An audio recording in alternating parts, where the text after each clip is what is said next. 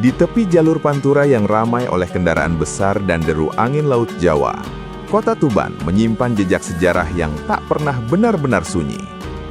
Di antara geliat kota pesisir dan pergerakan ekonomi yang terus berjalan, terdapat sebuah kompleks makam yang sejak ratusan tahun lalu menjadi tujuan para peziarah dari berbagai penjuru Nusantara.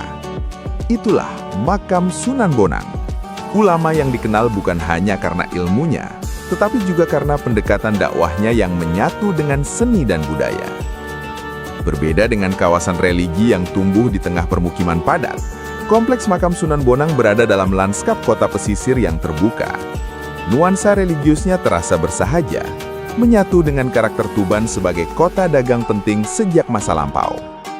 Makam Sunan Bonang terletak di Kelurahan Kutorejo, Kecamatan Tuban, tidak jauh dari alun-alun kota Tuban dan Masjid Agung Tuban. Dari pusat kota, lokasinya sangat mudah dijangkau, bahkan dapat ditempuh dengan berjalan kaki dari alun-alun.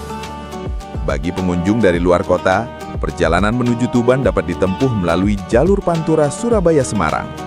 Setelah memasuki kota Tuban, penunjuk arah menuju makam sudah cukup jelas.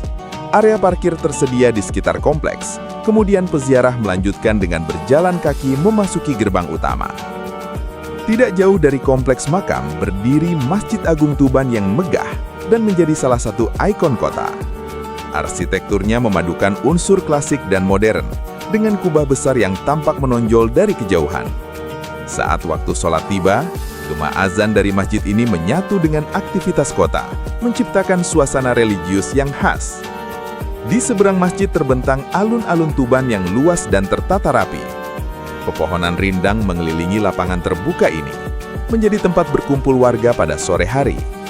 Anak-anak bermain, keluarga duduk santai, sementara pedagang kaki lima menjajakan jajanan khas daerah. Saat malam tiba, lampu-lampu taman menyala, memberikan nuansa hangat yang kontras dengan suasana khidmat di area makam.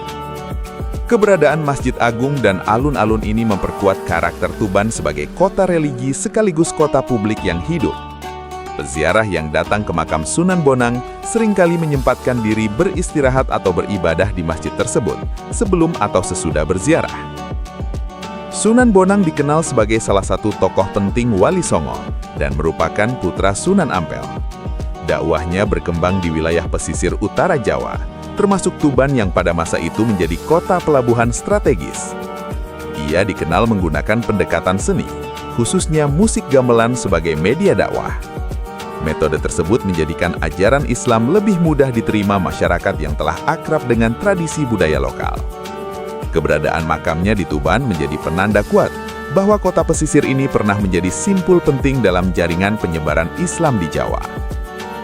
Ziarah ke makam Sunan Bonang bukan sekedar perjalanan spiritual, tetapi juga perjumpaan dengan lanskap kota yang syarat makna.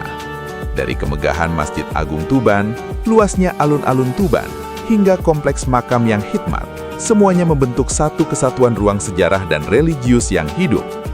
Di Tuban, warisan dakwah melalui seni, kesederhanaan dan kearifan lokal tetap terjaga. Tradisi ziarah ini terus berlangsung, menjadi penghubung antara masa lalu dan generasi hari ini. Wallahu a'lam.